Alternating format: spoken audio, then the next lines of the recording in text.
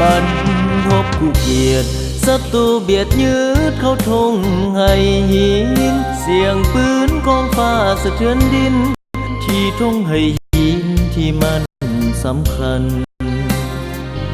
นักห่มอาถรรพ์สู้ยันตีตานตอบคืนศัตรูเป็นพันเป็นหมื่นคืนล่วงล้ำดับสูญทลาย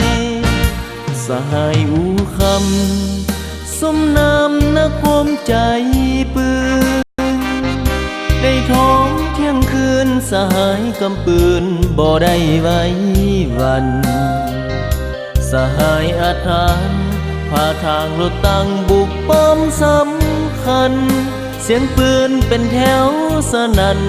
บุกหน้าบ่วันกล้าหาญสานใสอูคำสมนามวีรชนของศาลเด็ดเดียวองค์อาจเลือดเนื้อทุกหยาดเพื่อชาติประสาผู้ทิศกายใจหักษาไว้พื้นแผ่นนาสมเป็นวีรชนลือซาอูคำใจกล้าทาเลือดสีแดงสหายอูคำได้สิ้นลาจากโลกเขาไปขอน้อมมาลัยแห่งทุ่งไทรไว้บนน่านฟ้าจะขอจดจำชื่อเสียงผลงานอูคำสร้างมาตราบชั่วดินฟ้ามันลาศาสตร์และประสาบ่ขอลงลื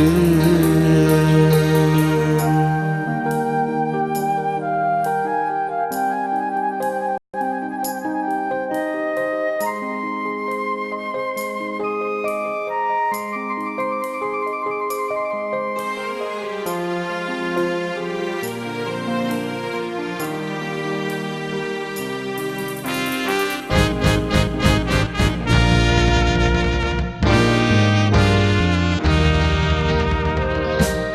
อูคำสมนามวีรชนของศาลเด็ดเดียวองค์อาจเลือดเนื้อทุกหยาดเพื่อชาติประสาผู้ทิศกายใจหักษาไว้พื้นแผ่นนาสมเป็นวีรชนลือซา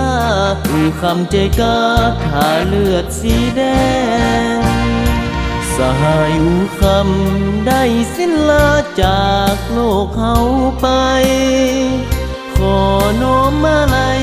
แห่งทุ่งไทรไว้บนน่านฟ้าจะขอจดจำชื่อเสียงผลงานอูคำสร้างมาตราบชั่วดินฟ้ามันลา